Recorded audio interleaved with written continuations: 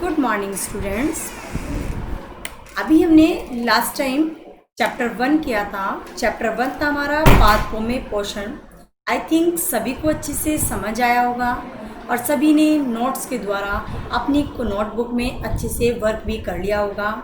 आज हमारा स्टार्ट होता है चैप्टर 2 प्राणियों में पोषण। आपने अध्याय 1 में पढ़ा था पादपों में पोषण, जिसमें हमने पढ़ा कि भोजन प्रकाश संश्लेषण द्वारा स्वयं बना लेते हैं पौधे, परंतु प्राणी एक ऐसा नहीं कर सकते क्योंकि प्राणी अपना भोजन प्रत्यक्ष अथवा परोक्ष रूप से पौधों से ही प्राप्त करते हैं। आप जानते भी होंगे कि जो हम इंसान हैं वो हम पेड़ों पर पूरी तरह डिपेंड रहते हैं। हमें पौधों से फल सब्जियां लेते हैं। कुछ लोग जो मीट मांस खा लेते हैं वो जानवरों पर डिपेंड रहते हैं, जबकि कई अन्य जंतु अपना आहार खुद बना लेते हैं। जो पौधे खाते हैं, कुछ जंतु पौधों एवं जंतु दोनों खाते हैं। याद रखिएगा, मानव सहित सभी जीवों को अपने शरीर की वृद्धि करने के लिए कुछ पोषक तत्वों की आवश्यकता होती है। आहार के अंतर्गण यानी कि भोजन को ग्रहण करने में इसके उपयोग की विधि को हम सम्मिलित करते हैं। हमारी बॉडी को ग्रो करने के लिए, एनर्जी देने के लिए सबसे ज़्यादा नीड होती है वो होता है कार्बोहाइड्रेट। कार्बोहाइड्रेट हमारी बॉडी को एनर्जी देता है। सरल पदार्थों में जिसे बदलना मुश्किल होता है, जैसा निम्न आरेख द्वारा दिखाया गया है। जटिल खाद्य पदार्थों को सरल पदार्थों में परिवर्तित होना या टूटना विखंडन कहलाता है तथा इस प्रक्रम को ही हम पाचन कहते हैं। 2.1 में आप देखेंगे खाद्य अंतःकरण की विभिन्न विधियां क्या हैं। भोजन के अंतःकरण की विधि विभिन्न जीवों में भिन्न भिन्न होती हैं। मधुमक्खी और पक्षी जो हमिंग बर्ड पौधों का रस चूसते हैं। मनुष्य तथा कुछ अन्य जंतुओं में शिशु माँ का दूध पीते हैं। अजगर जैसे सर्प वंश के प्राणी अपने शिकार को समूचा ही निगल जाते हैं। कुछ जलीय प्राणी अपने आसपास पानी में तैरते हुए खाद्य कणों को छानकर उनका भक्षण करते हैं। क्रियाकलाप 2.1 सारणी में दिए हुए जंतुओं के भोजन प्रकार एवं पोषण प्राप्त करने की विधि कौन सी है वो हम इसके द्वारा जानते हैं। कुछ आपने देखा होगा, सब्जियों को छील कर खाया जाता है, काटना होता है, उनको सफाई करनी होती है, कोई गंदगी उस पर न लगी रहे, ये सब हमें ध्यान रखना होता है। आपने कभी देखा हो, अद्भुत सत्य है हमारा, स्टारफिश यानी कि तारा मछली कैल्शियम कार्बोनेट के कठोर कवच वाले जंतुओं का आहार करती है। कवच खोलने के बाद यह अपने मुख में अपना अमाशय बाहर निकालती है तथा जंतु के कोमल भोग को खाती है। अमाशय वापस शरीर में चला जाता है और धीरे धीरे आहार को पचाता रहता है। खाद्य अंतःकरण की विधियों के विवरण का लेखन में सहायक होता है, जिनसे जंतु भोजन का अंतर्ग्रहण करते हैं। 2.1 में देखेंगे मानव में पाचन। मानव जो भी खाना हम खाते हैं वो कैसे डाइजेस्ट होता है, कैसे हमारी बॉडी की ग्रो करता है। हम अपने मुख द्वारा, आहार नाल द्वारा भोजन को अंतर्ग्रहण करते हैं, फिर इसे पचाते हैं तथा फिर इसका उपयोग करते हैं। आहार का बिना पचा भाग, जो खाना हमारी बॉडी को नहीं चाहिए, जो वेस्टेज है हमारा, वो मल के रूप में निष्कासित किया जाता है।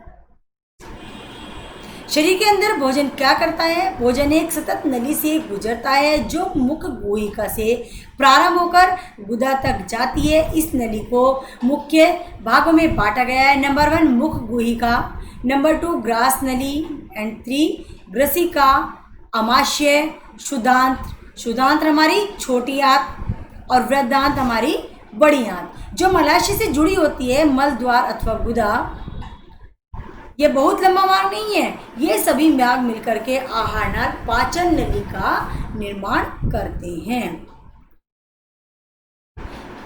जैसे जैसे भोजन विभिन्न भागों से गुजरता है, उसके विभिन्न घटकों का पाचन भी क्रमिक रूप से हो जाता है। अमाशय में आंतरिक भित्ति, जो हमारा शुद्धांत्र तथा आहार नाल से संबंधित विभिन्न ग्रंथियां हैं, जैसे लाला ग्रंथि, यकृत, अग्न्याशय, पाचक रस स्थापित करते हैं।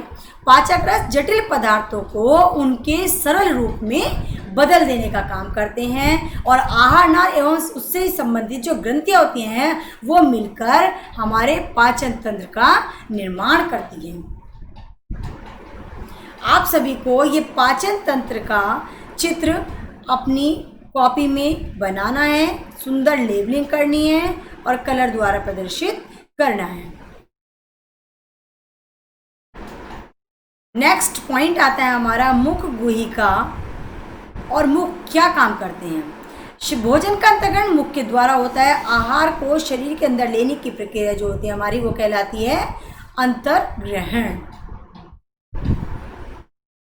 हमारे दांत, अलग अलग तरह के दांत होते हैं। जो हमारे मुंह के आगे के दांत होते हैं वो काटने का काम करते हैं, जो पीछे के दांत होते हैं वो उनको चबाने का काम करते हैं। हम दांतों की सहायता से भोजन चबाते हैं तथा यांत्रिक विधि द्वारा छोटे छोटे टुकड़ों में पीस जाता है भोजन। प्रत्येक दांत मसूड़ों के बीच अलग अलग गर्तिका में धंसा होता है। हमारे दांतों की आकृति अलग अलग होती है, उनके कार्य भी अलग अलग ही होते हैं। दांत हमारे ऐसा नहीं है कि बस एक ही दांत है, उनका एक ही नाम है। दांतों के मुख्य रूप से 4 प्रकार बताए गए हैं। नंबर 1 होते हैं हमारे चवर्णक दांत, जो सबसे पीछे की साइड होते हैं। नेक्स्ट होते हैं हमें अग्र चवर्णक दांत, जो उनसे आगे वाले होते हैं। नेक्स्ट होते हैं हमारे रदनक दांत और सामने के दांतों को कहते हैं कृतंक दांत। आपको अपनी कॉपी में सुंदर तरीके से दांतों की व्यवस्था तथा विभिन्न प्रकार के दांतों का चित्र बनाना है और दांतों के प्रकार को याद करना है। आप कभी अपने हाथों को धो लीजिए और दर्पण में देखते हुए अपने दांतों की गणना कीजिए। अपने तर्जनी से दांतों को छूकर महसूस कीजिए आपके मुख में कितने प्रकार के दांत हैं। एक सेब अथवा रोटी का टुकड़ा लेकर उसे काटिए। आप उसे काटने एवं दर्शन के लिए किन दांतों का उपयोग करते हैं? अक्सर आपने देखा होगा हमें एक सेब खाना है तो हम अपने सामने के दांतों का उपयोग करते हैं। कौन से दांत खाद्य पदार्थों को चीरने और फाड़ने का काम करते हैं तथा दांतों को पहचानिए जो चबाने एवं पीसने के काम आते हैं। हमारे मुख में लाला ग्रंथि होती है जो लाला रस लाल स्रावित करती है। आपने देखा होगा मुख हमारे शरीर का एक ऐसा भाग है जो हमेशा लार से ग्रसित रहता है, उसमें हमेशा गीलापन रहता है। आप जानते हैं कि लाला रस का भोजन पर क्या असर पड़ता है? तो आइए हम इसका पता लगाने के लिए दांतों के प्रकार, दांतों की संख्या, निचला जबड़ा, उपला जबड़ा, ये सब यहाँ देखते हैं। आपको अपनी सारणी में इन चीज़ों को फिल करना है। अब आप देखेंगे दूध के दांत और स्थायी दांत। जब आप छोटी अवस्था में होते हैं लेके 2 साल से 5 साल की अवस्था में हमारे होते हैं दूध के दांत, जो एक बार गिर करके फिर वो नए दांतों का निर्माण करते हैं। आपको ध्यान होगा आपके भी दांत, छोटे छोटे दांत आए और वो टूट गए थे। हमारे दांतों का प्रथम सेट जो होता है वो कहलाता है शैशव काल। लगभग 8 वर्ष की आयु तक ये सभी दांत निकल करके गिर जाते हैं। इन्हें हम कहते हैं दूध के दांत। इन दांतों के स्थान पर दूसरे दांत निकलते हैं जिनके कहते हैं हम स्थायी दांत, जो हमारी ओल्ड एज तक हमारे साथ रहते हैं। सामान्य स्वस्थ व्यक्ति के स्थायी दांत पूरे जीवन भर बने रहते हैं, तथापि वृद्धावस्था में प्रायः गिरने लगते हैं।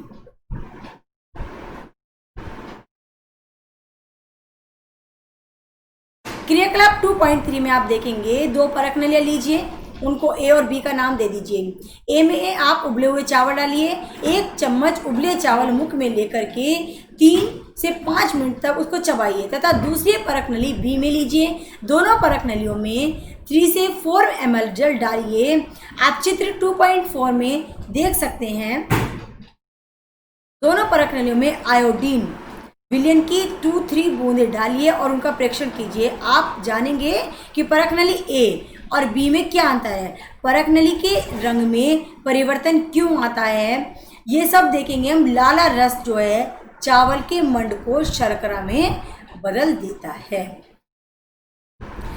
जीभ बहुत इंपॉर्टेंट होती है। जीभ हमारे टेस्ट करने के काम आती है, बोलने के काम आती है। जीभ एक मांसपेशीय अंग है जो पीछे की ओर मुख गुहिका के अधर तल से जुड़ी होती है।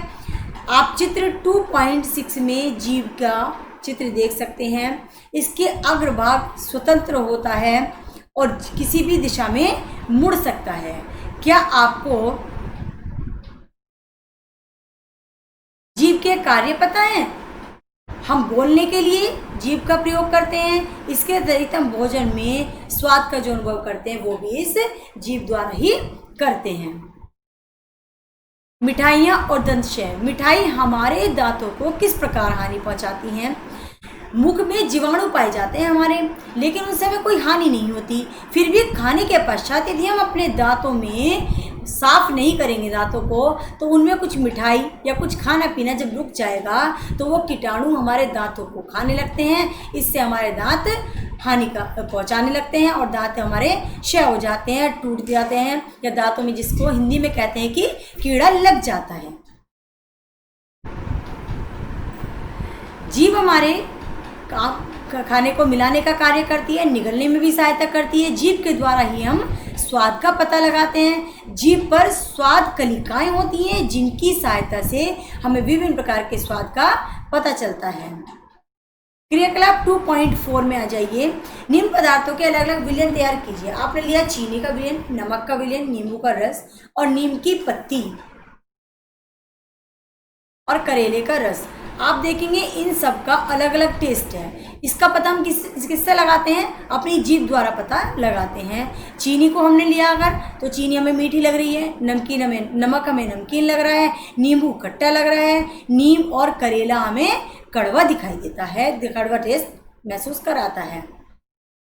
चित्र 2.6 में दिखाए गए जीव के विभिन्न क्षेत्रों के उपरोक्त में से किसी एक विलयन के नमूने की 2 बूंद रखिएगा। उनके अलग अलग टेस्ट आपको पता चलेंगे। तो इस तरह से जीभ हमें नमकीन, मीठे, खट्टे, कड़वे स्वाद का अनुभव भी कराती है।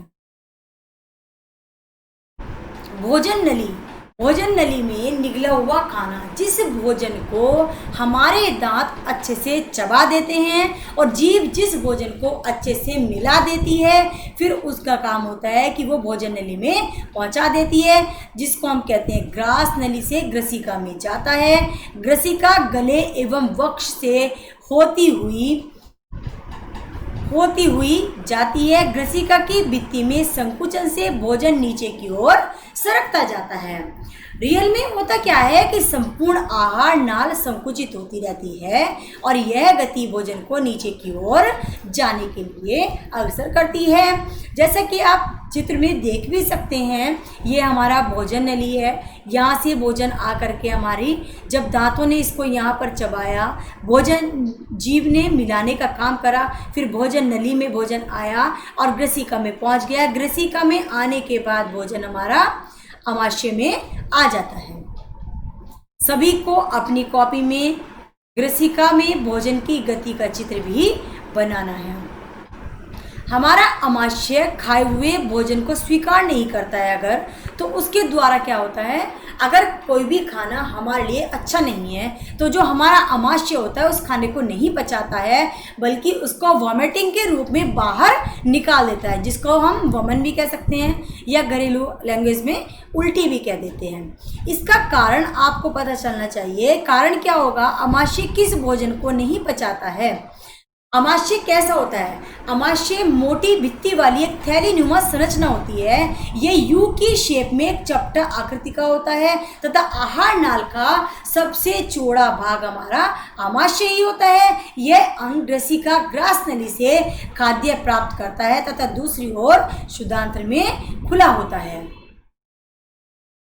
जो भोजन बासी हो जाता है उस भोजन को हमारा अमाशय नहीं पचा पाता है और उसको वॉमिटिंग के रूप में या मल के रूप में बाहर निकाल देता है। अमाशय का आंतरिक स्तर सतह जो होता है श्लेष्मल, हाइड्रोक्लोरिक अम्ल तथा पाचक रस स्रावित करता है। श्लेष्मल अमाशय के आंतरिक स्तर को सुरक्षा प्रदान करता है। अम्ल अनेक ऐसे जीवाणु को नष्ट करता है जो भोजन के साथ वहां तक पहुंच जाते हैं। साथ ही ये माध्यम को अम्लीय बनाता है, जिससे पाचक रसों को क्रिया करने में सहायता मिलती है। पाचक रस जठर रस कहते हैं, जिसको प्रोटीन को सरल पदार्थों में विघटित कर देता है। आपने ध्यान दिया होगा कभी कभी आप जल्दी जल्दी जब खाना खाते हैं या खाते समय किसी से बातें करते हैं या हमें तो ऐसे में हमें खांसी आ जाती है, हिचकी आ जाती है, तो हमें घुटन का महसूस होने लगता है। यह खाद्य कणों के श्वास नली में प्रवेश करने के कारण होता है। श्वास नली नसिका से आने वाली वायु को फेफड़ों तक ले जाती है।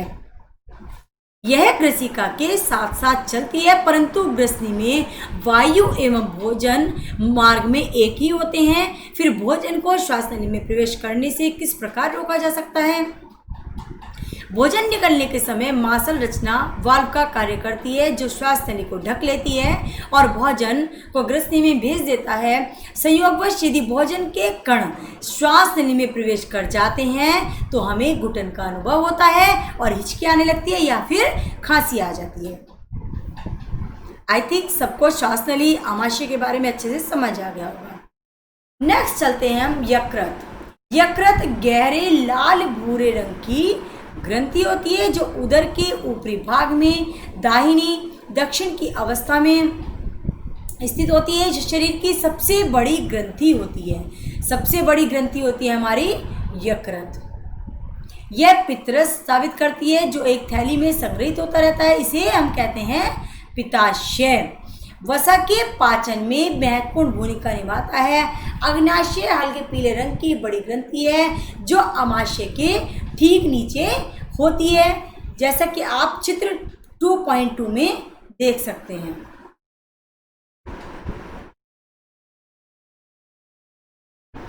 अग्नाशय रस कार्बोहाइड्रेट एवं प्रोटीन पर क्रिया करता है तथा इनको उनके सरल रूप में परिवर्तित कर देता है। आंशिक रूप से पचा भोजन अब शुदांत्र के निचले भाग में पहुंचता है, जहां आंत्र रस पाचन क्रिया को पूर्ण कर देता है।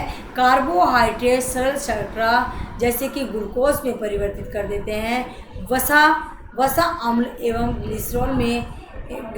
ग्लिसरॉल में तथा प्रोटीन एमिनोल में परिवर्तन हो जाती है। देखिए, एलेक्सिस सेंट मार्टिन एक व्यक्ति थे जिनको गोली लगने के कारण बुरी तरह से घायल हो गए थे। गोली से वह क्षतिग्रस्त हो गया था और आमाशय में एक छिद्र हो गया था। एक दुर्घटना में आमाशय की कार्यप्रणाली की खोज हुई थी। चिकित्सक ने उसकी जान तो बचा ली, परंतु आमाशय का छिद्र भलीभांति बंद नहीं कर सका और उसने छिद्र को पट्टी से ढक दिया। ब्यूमॉन्ट को छिद्र में से आमाशय के अंदर झांकने का दुर्लभ अवसर प्राप्त हो गया था। उसने कुछ रोचक परीक्षण भी किए थे। ब्यूमॉन्ट ने देखा कि आमाशय भोजन का मंथन कर रहा है। इसकी भित्ति से तरल स्रावित हो रहा है, जो भोजन को पचा सकता था। उसने यह भी देखा कि आमाशय शुदांत्र में तभी खुलता है जब आमाशय में भोजन का पाचन पूरा हो जाता है।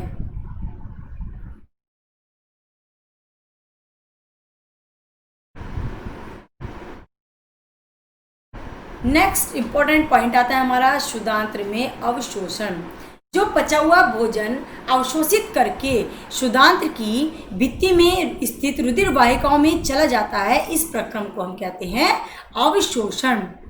शुदांत्र की आंतरिक भित्ति पर अंगुली के समान उभरी हुई संरचनाएं होती हैं, जिन्हें हम दीर्घरोम कहते हैं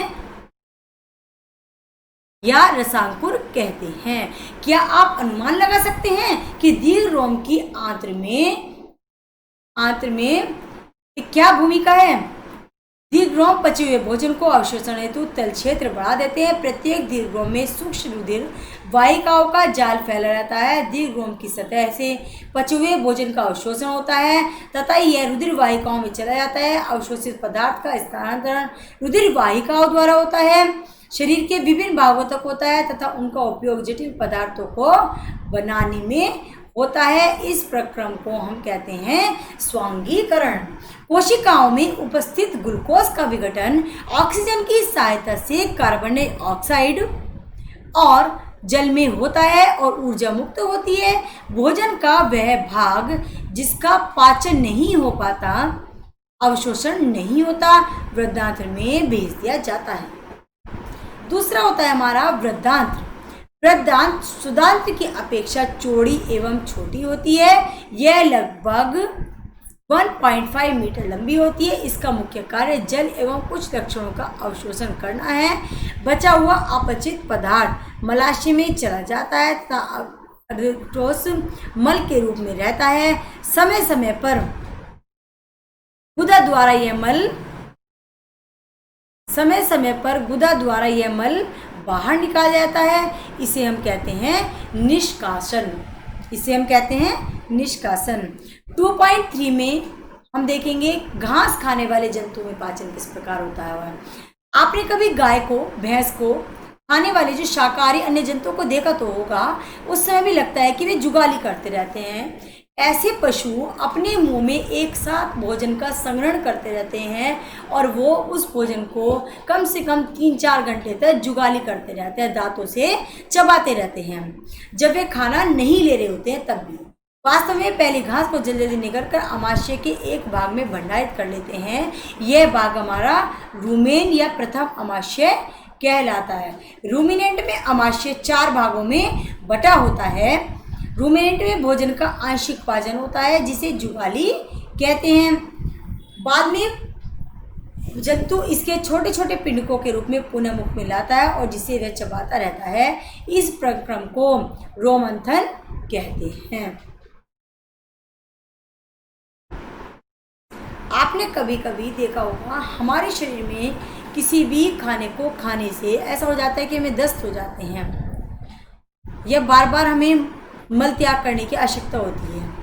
आपको जलरूपी पतले मल को बार बार निष्कासन की आवश्यकता होती है। इस स्थिति को दस्त कहते हैं। ये संक्रमण खाद्य विषाक्तता अथवा अपच के कारण होता है।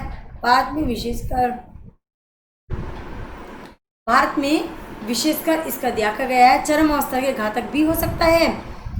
चिकित्सक के पास जाने से पूर्व रोगी को उबालकर ठंडा किए हुए जल में 1 चुटकी नमक और चीनी का घोल मिलाकर पिलाना चाहिए। जब भी कभी ऐसा हो कि हमें उल्टी या दस्त जैसी सिचुएशन बन रही है तो हमें क्या करना है, पानी में चीनी और नमक का घोल बना करके पीना चाहिए। इसे हम जीवन रक्षक घोल या ORS का घोल भी कहते हैं।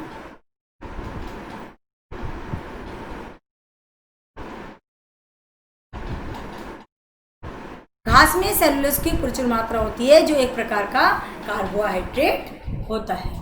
बहुत से जंतु एवं मानव सेलुलोज का पाचन नहीं कर पाते हैं। रूमिनेंट में शुदांत एवं वृद्धांत के बीच एक थैलीनुमा बड़ी संरचना होती है। इसे अंदनाल कहते हैं। चित्र 2.9 में आप देख सकते हैं भोजन के सेलुलोज का पाचन यहाँ पर कुछ जीवाणु द्वारा किया जाता है जो मनुष्य के आहार नाल में अनुपस्थित होते हैं। अब तक आपने उन जंतुओं के विषय में पढ़ा जिनमें पाचन तंत्र पाया जाता है, परंतु ऐसे बहुत से सूक्ष्म प्राणी हैं जिनमें न तो मुख होता है और न ही पाचन तंत्र होता है। फिर वे किस प्रकार भोजन का अंतर्ग्रहण करते हैं तथा उसका पाचन करते हैं। खंड 2.4 में आप भोजन ग्रहण करने की एक अन्य रोचक विधि का अध्ययन करेंगे, अमीबा में संभरण एवं पाचन। अमीबा जलाशय में पाया जाने वाला एक कोशीय जीव है। अमीबा की कोशिका में एक कोशिका झिल्ली होती है। यह गोल सघन केंद्रक एवं कोशिका द्रव्य में बुलबुले के समान अनेक धनियाँ होती हैं। अमीबा निरंतर अपनी आकृति एवं स्थिति बदलता रहता है। यह एक अथवा अधिक अंगुली के समान प्रवर्धन निकालता है जिन्हें पादाव अथवा कृत्रिम पाँव कहते हैं। इन्हें गति देने एवं भोजन पकड़ने में सहायता करते हैं। अमीबा कुछ जीवों का आहार करता है। जब इसे भोजन का आभास होता है तो यह खाद्य कण के चारों ओर बाधा विकसित करके उसे निगल लेता है। खाद्य पदार्थ की उसकी खाद्यदानी में फंस जाते हैं।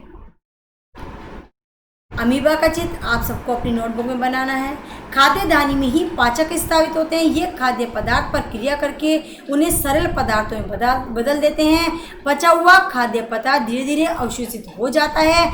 अवशोषित पदार्थ अमीबा में वृद्धि, रखरखाव एवं गुणन के लिए उपयोग किए जाते हैं। बिना पचा अपशिष्ट खाद्यदानी द्वारा बाहर निकाल दिया जाता है। भोजन के पाचन का आधारभूत प्रक्रम सभी प्राणियों में समान होता है, जिसमें खाद्य पदार्थ सरल पदार्थों में परिवर्तित होते हैं और ऊर्जा मुक्त होते हैं। अगले अध्याय में आप आंत्र द्वारा अवशोषित खाद्य पदार्थों का शरीर के अन्य भागों में स्थानांतरण के विषय में पढ़ेंगे।